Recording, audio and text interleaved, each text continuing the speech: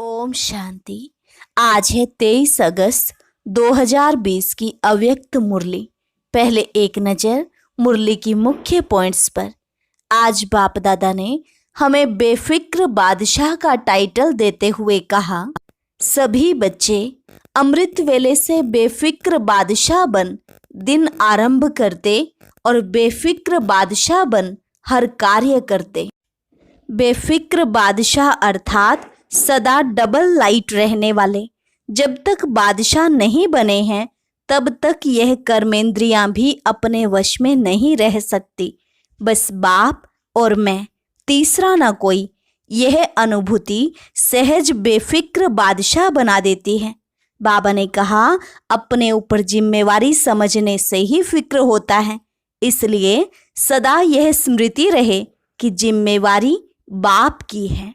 मैं निमित्त सेवाधारी हूँ, निमित्त कर्म योगी हूँ। फिर कहा, स्थूल मेकअप से तो नुकसान भी हो जाता, लेकिन तुम सदा फरिश्तेपन का रूहानी मेकअप करो। इससे सर्व के स्नेही चमकते हुए फरिश्ते बन जाएंगे। हमेशा बाप के हाथ में हाथ दे फिर चलो, अकेले नहीं चलो। बाप के साथ चलेंगे तो एक तो कभी माया की नजर नहीं पड़ेगी और दूसरा साथ होने के कारण सदा ही खुशी खुशी से खाते पीते मौज मनाते जाएंगे। एक बाप ही सच्चा साथी है, बाकी सब संबंध हैं धोखा देने वाले और दुख देने वाले।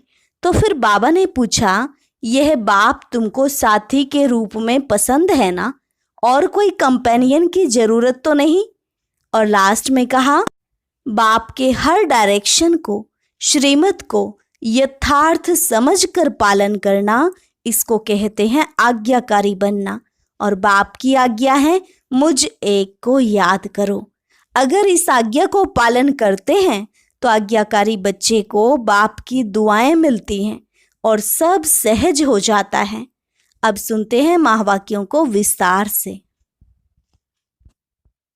मुरली का सार, बेफिक्र बादशाह बनने की युक्ति। आज बाप दादा बेफिक्र बादशाहों की सभा देख रहे हैं।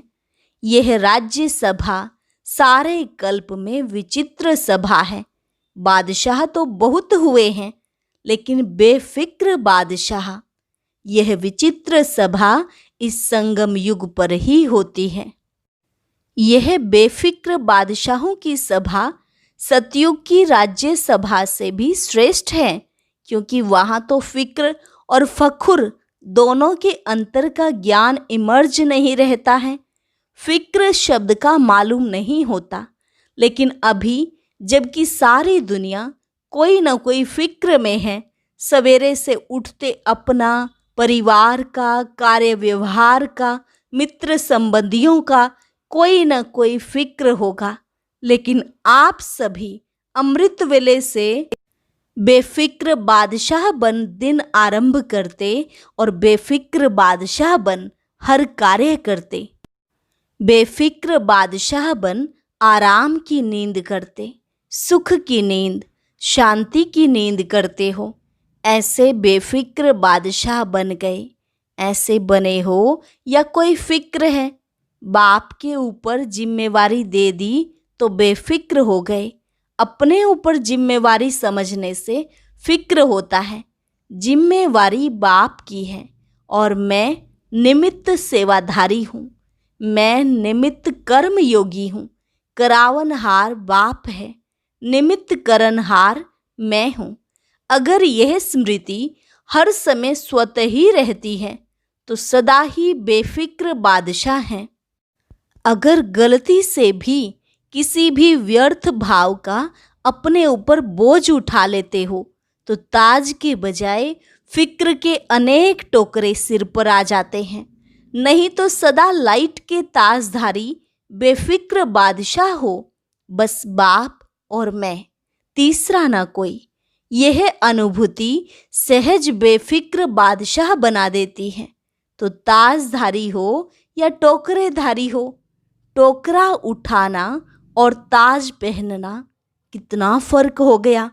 एक ताजधारी सामने खड़ा करो और एक बोझ वाला टोकरे वाला खड़ा करो तो क्या पसंद आएगा, ताज या टोकरा? अनेक जन्मों के अनेक बोझ के टोकरे तो बाप आकर उतार कर हल्का बना देता। तो बेफिक्र बादशाह अर्थात सदा डबल लाइट रहने वाले जब तक बादशाह नहीं बने हैं तब तक यह कर्मेंद्रियां भी अपने वश में नहीं रह सकती हैं। राजा बनते हो तभी माया जीत, कर्मेंद्रिय जीत, प्रकृति जीत बनते हो। तो राज्य सभा में बैठे हो ना। अच्छा, आज यूरोप का टर्न है। यूरोप ने अच्छा विस्तार किया है। यूरोप ने अपने पड़ोस के देशों का कल्याण का प्लान अच्छा बनाया है। जैसे बाप सदा कल्याणकारी है, वैसे बच्चे भी बाप समान कल्याण की भावना रखने वाले हैं। अभी किसी को भी देखेंगे तो रहम आता है ना कि यह भी बाप के बन जाएं। देखो, बाप दादा स्थापना के समय से लेकर विदेश के सभी बच्चों को किसी न किसी रूप से याद करते रहे हैं और बाप दादा की याद से समय आने पर चारों ओर के बच्चे पहुंच गए हैं। लेकिन बाप दादा ने आह्वान बहुत समय से किया है। आह्वान के कारण आप लोग भी चुंबक की तरह आकर्षित हो पहुंच गए हो। ऐसा लगता है ना कि ना मालूम कैसे हम बाप के बन गए। यह तो अच्छा लगता ही है, लेकिन क्या हो गया, कैसे हो गया, यह कभी बैठकर सोचो। कहाँ से कहाँ आकर पहुंच गए हो, तो सोचने से विचित्र भी लगता है ना। ड्रामा में नूंद नूंधी हुई थी। ड्रामा की नूंद ने सभी को कोने कोने से निकालकर एक परिवार में पहुंचा दिया। अभी यही परिवार अपना लगने के कारण अति प्यारा लगता है। बाप प्यारे ते प्यारा है तो आप सभी भी प्यारे बन गए हो। आप भी कम नहीं हो। आप सभी भी बाप दादा के संग के रंग में अति प्यारे बन गए हो। किसी को भी देखो तो हरेक एक दो से प्यारा लगता है। हरेक के चेहरे पर रूहानियत का प्रभाव दिखाई देता है। फॉरेनर्स को मेकअप करना अच्छा लगता है तो ये फरिश्तेपन का मेकअप करने का स्थान है। यह मेकअप ऐसा है जो फरिश्ता बन जाते हैं। जैसे मेकअप के बाद कोई कैसा भी हो लेकिन बदल जाता है ना, मेकअप से बहुत सुंदर लगता है। तो यहाँ भी सभी चमकते हुए फरिश्ते लगते हो क्योंकि रूहानी मेकअप कर लिया है। उस मेकअप में तो नुकसान भी होता है, इसमें कोई नुकसान नहीं। तो सभी चमकते हुए सर्व के स्नेही आत्माएं होना। यहाँ स्नेह के बिना और कुछ है ही नहीं। उठो तो भी स्नेह से गुड मॉर्निंग करते, खाते हो तो भी स्नेह से ब्रह्मा भोजन खाते हो, चलते हो तो भी स्नेह से बाप के साथ हाथ में हाथ मिलाकर चलते हो। फॉरेनर्स को हाथ में हाथ मिलाकर चलना अच्छा लगता है ना, तो बाप दादा भी कहते हैं कि सदा बाप को हाथ में हाथ दे फिर चलो, अकेले नहीं चलो। अकेले चलेंगे तो कभी बोर हो जाएंगे और कभी किसकी नज़र भी पड़ जाएगी। बाप के साथ चलेंगे तो एक तो कभी भी माया की नज़र नहीं पड़ेगी और दूसरा साथ होने के कारण सदा ही खुशी खुशी से मौज से खाते चलते मौज मनाते जाएंगे। तो साथी सबको पसंद है ना, या और कोई चाहिए? और कोई कंपेनियन की ज़रूरत तो नहीं है ना? कभी थोड़ा दिल बहलाने के लिए कोई और चाहिए? धोखा देने वाले संबंध से छूट गए, उसमें धोखा भी है और दुख भी है। अभी ऐसे संबंध में आ गए जहाँ ना धोखा है ना दुख है। बच गए, सदा के लिए बच गए। ऐसे पक्के हो, कोई कच्चे तो नहीं। ऐसे तो नहीं वहाँ जाकर पत्र लिखेंगे कि क्या करें, कैसे करें, माया आ गई। यूरोप वालों ने विशेष कौन सी कमाल की है? बाप दादा सदा देखते रहे हैं कि बाप जो कहते हैं कि हर वर्ष बाप के आगे गुलदस्ता लेकर के आना। वह बाप के बोल प्रैक्टिकल में लाने का सभी ने अच्छा अटेंशन रखा है। यह उमंग सदा ही रहा है और अभी भी है कि हर वर्ष नए नए बिछड़े हुए बाप के बच्चे अपने घर में पहुँचे, अपने परिवार में पहुँचे। तो बाप दादा देख रहे हैं कि यूरोप ने भी यह लक्ष्य रख करके वृद्धि अच्छी की है। तो बाप के महावाक्यों को, आज्ञा को पालन करने वाले आज्ञाकारी कहलाए जाते हैं। और जो आज्ञाकारी बच्चे होते हैं उन्हों पर विशेष बाप की आशीर्वाद सदा ही रहती है। आज्ञाकारी बच्चे स्वतः ही आशीर्वाद के पात्र आत्माएं होते हैं। समझा? कुछ वर्ष पहले कितने थोड़े थे, लेकिन हर साल वृद्धि को प्राप्त करते बड़े ते बड़ा परिवार बन गया। तो 1 से 2, 2 से 3, अभी कितने सेंटर हो गए। यूके तो अलग बड़ा है ही, कनेक्शन तो सबका यूके से है ही, क्योंकि विदेश का फाउंडेशन तो वही है। कितनी भी शाखाएं निकल जाएं, झाड़ विस्तार को प्राप्त करता रहे, लेकिन कनेक्शन तो फाउंडेशन से होता ही है। अगर फाउंडेशन से कनेक्शन नहीं रहे तो फिर विस्तार वृद्धि को कैसे प्राप्त करें। लंदन में विशेष अनन्य रतन को निमित्त बनाया, क्योंकि फाउंडेशन है ना, तो सभी का कनेक्शन डायरेक्शन सहज मिलने से पुरुषार्थ और सेवा दोनों में सहज हो जाता है। बाप दादा तो है ही, बाप दादा के बिना तो 1 सेकंड भी नहीं चल सकते हो, ऐसा कंबाइंड है। फिर भी साकार रूप में सेवा के साधनों में, सेवा के प्रोग्राम्स प्लान्स में और साथ साथ अपनी स्व उन्नति के लिए भी किसी को भी कोई भी डायरेक्शन चाहिए तो कनेक्शन रखा हुआ है। यह भी निमित्त बनाए हुए माध्यम है जिससे सहज ही हल मिल सके। कई बार ऐसे माया के तूफान आते हैं जो बुद्धि क्लियर ना होने के कारण बाप दादा के डायरेक्शन को, शक्ति को कैच नहीं कर सकते हैं।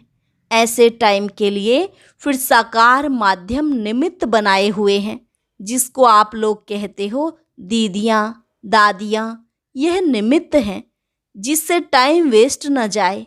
बाकी बाप दादा जानते हैं कि हिम्मत वाले हैं, वहाँ से ही निकलकर और वहाँ ही सेवा के निमित्त बन गए हैं। तो चैरिटी बिगिंस एट होम का पाठ अच्छा पक्का किया है। वहाँ के ही निमित्त बन वृद्धि को प्राप्त कराना, यह बहुत अच्छा है। कल्याण की भावना से आगे बढ़ रहे हो तो जहाँ दृढ़ संकल्प है वहाँ सफलता है ही।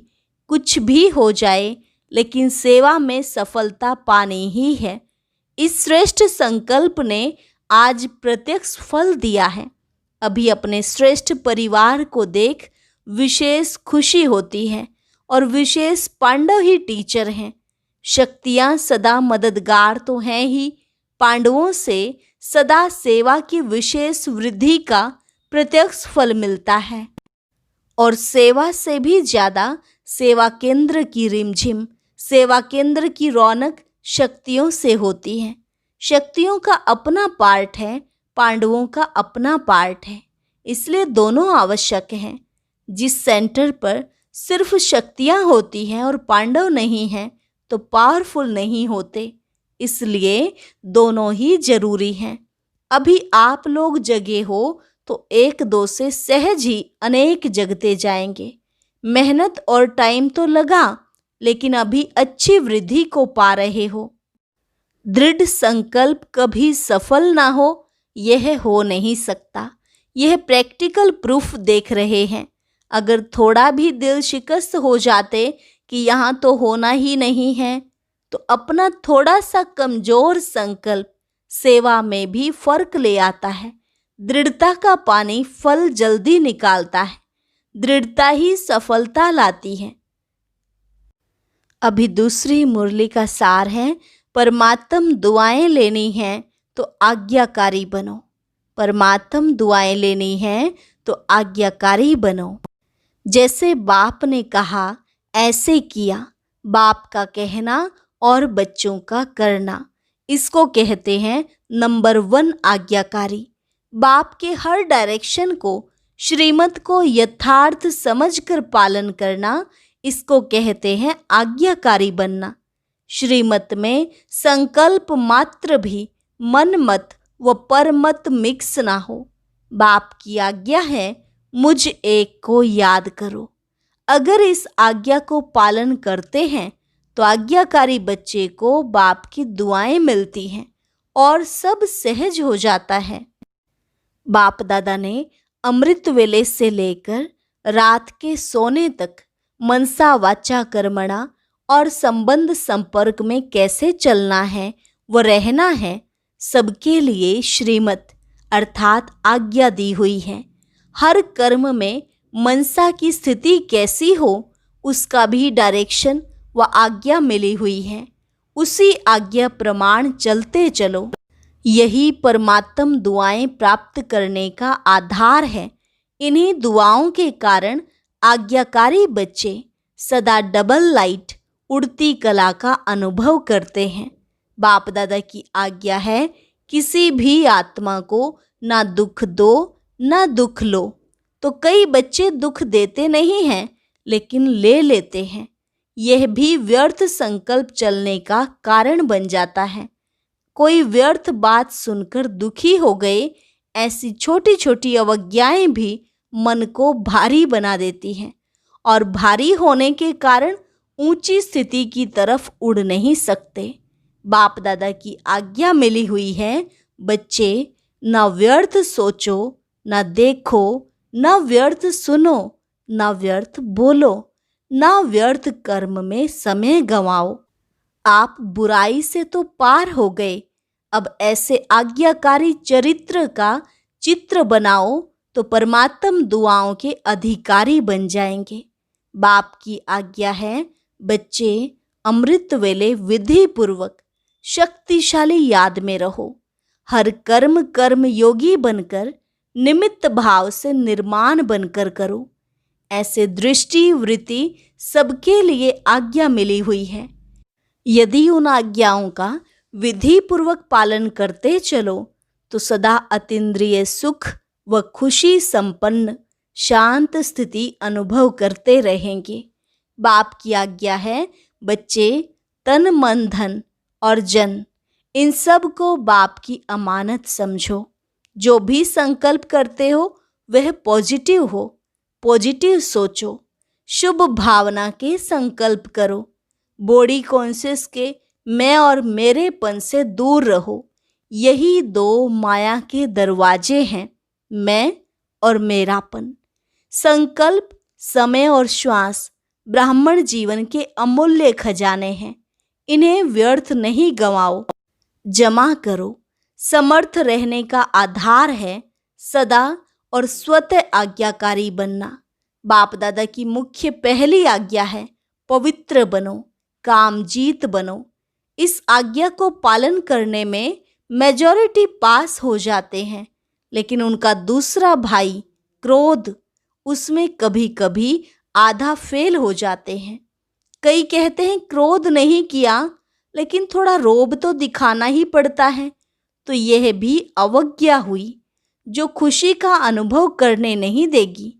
जो बच्चे अमृत वेले से रात तक सारे दिन की दिनचर्या के हर कर्म में आज्ञा प्रमाण चलते हैं, वे कभी मेहनत का अनुभव नहीं करते। उन्हें आज्ञाकारी बनने का विशेष फल बाप के आशीर्वाद की अनुभूति होती है। उनका हर कर्म फलदायी हो जाता है।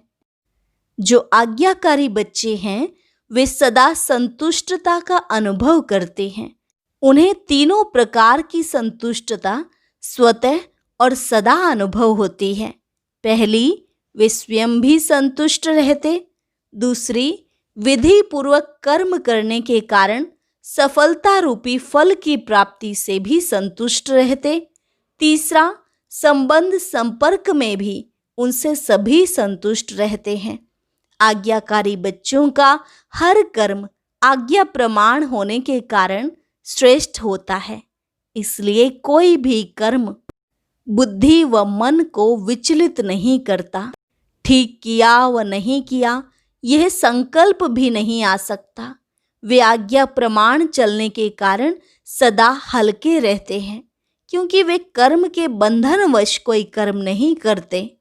हर कर्म आज्ञा प्रमाण करने के कारण परमात्म आशीर्वाद की प्राप्ति के फल स्वरूप वे सदा ही आंतरिक विल पावर का, अतीन्द्रिय सुख का और भरपूरता का अनुभव करते हैं। अच्छा, मीठे मीठे सिकिलधे बच्चों प्रति मात पिता बाप दादा का याद प्यार और गुड मॉर्निंग। रूहानी बाप की रूहानी बच्चों को नमस्ते। रूहानी बच्चों की रूहानी बाप दादा को नमस्ते नमस्ते, गुड मॉर्निंग। आज का वरदान, सच्चे साथी का साथ लेने वाले सर्व से न्यारे प्यारे निर्मोही भव। सच्चे साथी का साथ लेने वाले सर्व से न्यारे प्यारे निर्मोही भव। रोज अमृत वेले सर्व संबंधों का सुख बाप दादा से लेकर औरों को दान करो। सर्व सुखों के अधिकारी बन औरों को भी बनाओ। कोई भी काम है उसमें साकार साथी याद ना आए, पहले बाप की याद आए, क्योंकि सच्चा मित्र बाप है। सच्चे साथी का साथ लेंगे तो सहज ही सर्व से न्यारे और प्यारे बन जाएंगे। जो सर्व संबंधों से हर कार्य में एक बाप को याद करते हैं, वह सहज ही निर्मोही बन जाते हैं। उनका किसी भी तरफ लगाव अर्थात झुकाव नहीं रहता, इसलिए माया से हार भी नहीं हो सकती है। स्लोगन, माया को देखने व जानने के लिए त्रिकालदर्शी और त्रिनेत्री बनो, तब विजयी बनेंगे। माया को देखने व जानने के लिए त्रिकालदर्शी और त्रिनेत्री बनो, तब विजयी बनेंगे।